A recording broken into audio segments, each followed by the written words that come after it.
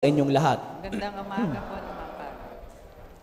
Nung ako po ay nasa high school seminary, may classmate po ako na ang kanyang tatay naging kandidato bilang congressman sa aming probinsya.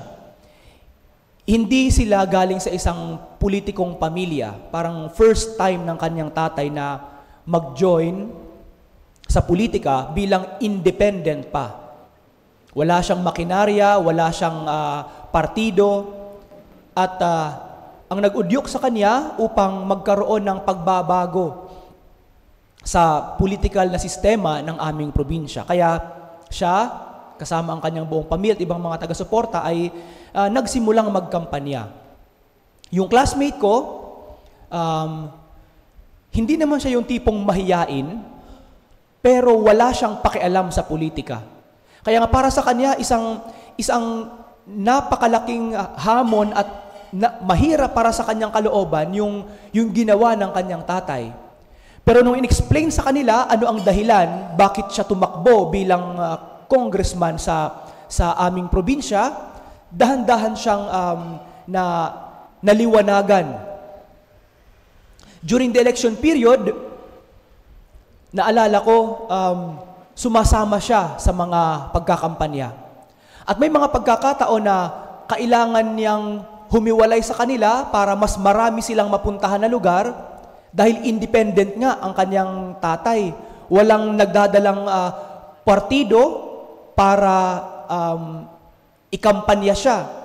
So siya, ang kanyang nanay, ang kanyang ibang kapatid, pumupunta sa ibang lugar, naghihiwa-hiwalay sila para maging alter ego ng kanyang tatay. One time, pumunta siya sa aming bayan at tinulungan ko siyang makilala o ipakilala sa mga kapitbahay namin sa aming barangay.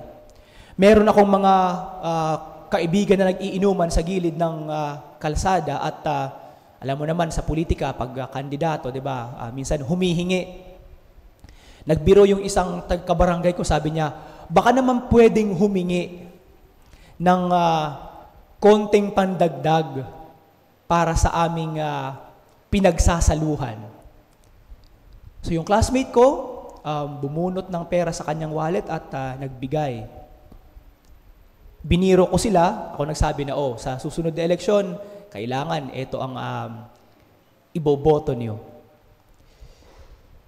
A week after, bumalik siya, nagkita sila ng kanyang tatay at kwento niya yung nangyari.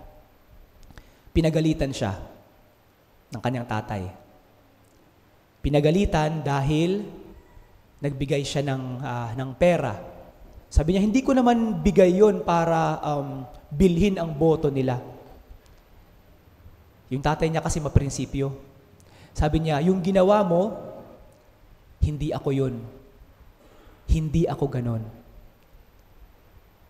Sa aking pagkandidato, hindi ako mamimigay ng pera tulad ng iba.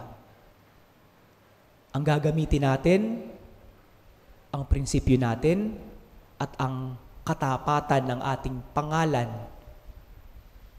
ang malinis nating pangalan, yun lang ang ating pinanghahawakan at wala ng iba. Yung ginawa mong pagbigay, kahit hindi pagbili ng boto, hindi ako ganon. Hindi tayo ganon. At hindi natin gagawin yon sa eleksyon. Bakit nagalit ang kanyang tatay? Dahil bilang alter ego ng kanyang tatay, expected sa kanya kung ano ang ugali ng kanyang tatay, yun dapat ang kanyang ipapakita sa harapan ng ibang mga tao. Ang ating ebanghelyo ngayon, pagkatapos magbalita si Anghel Gabriel sa mahal na Birheng Maria na siya ay magdadalang tao sa anak ng Diyos sa lupa. At pagkatapos siyang sabihan tungkol sa kanyang pinsan na si Elizabeth, pumunta siya, binisita ang kanyang pinsan na si Elizabeth. At sa kanyang pagpunta doon, narinig pa lang ang pagbati ni Maria.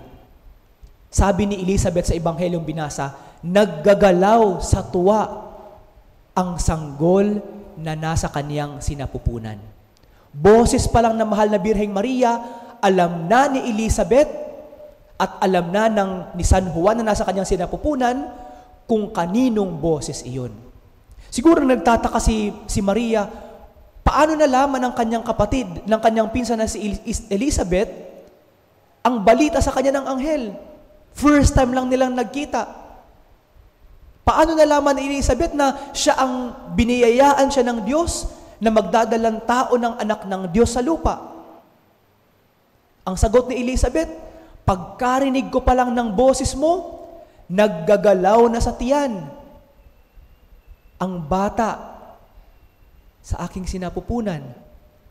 Ibig sabihin, naramdaman nila ang presensya ng Diyos. Si Maria, siya ang naging alter Christus. Ang kanyang presensya, ang kanyang boses, dinala niya ang batang Jesus.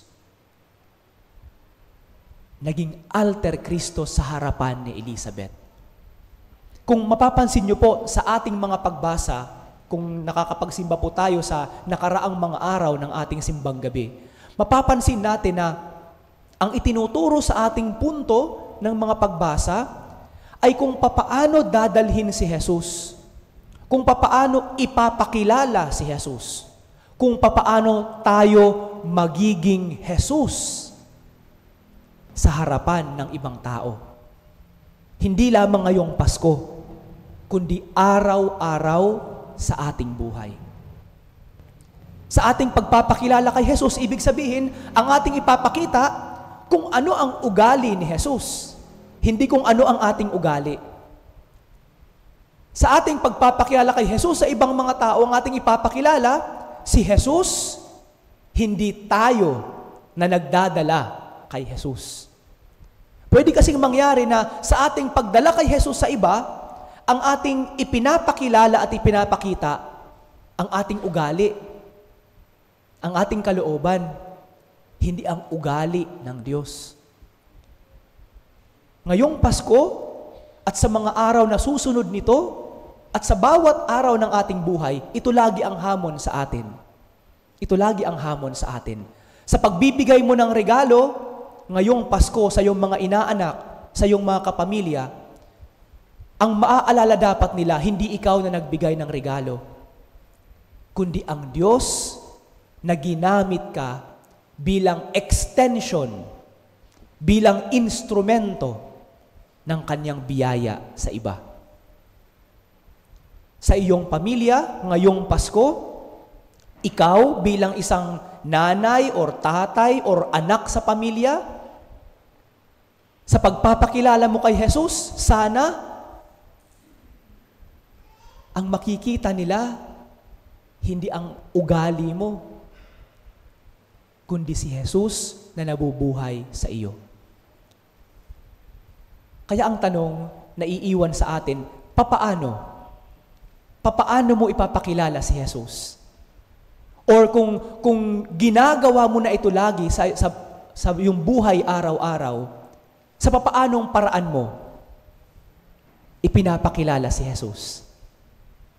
At anong ugali ng Diyos ang ipinapakita mo? Ngayong paparating na Pasko, sana sa ating pagiging alter Christos, tayo ang maging extension ng pagpapatawad ni Jesus. Hindi ka man pinapatawad ng taong kagalit mo, pwede kang magpatawad sa Kanya. Hindi ka man binibigyan ng ibang tao ng biyaya, bilang alter Christus, pwedeng ikaw ang magbigay ng biyaya sa iba na magpapaalala sa Diyos sa kanila. Mga kapatid, sana ito ang ating dasal.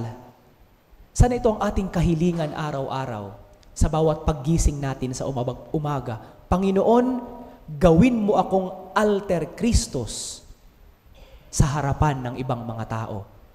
Panginoon, sana ang pagmamahal, ang pagpapatawad, ang pagkamaunawain, ang pagbabahagi, ang pagsunod sa iyong kalooban sana ang aking laging ipinapakita sa harapan ng iba.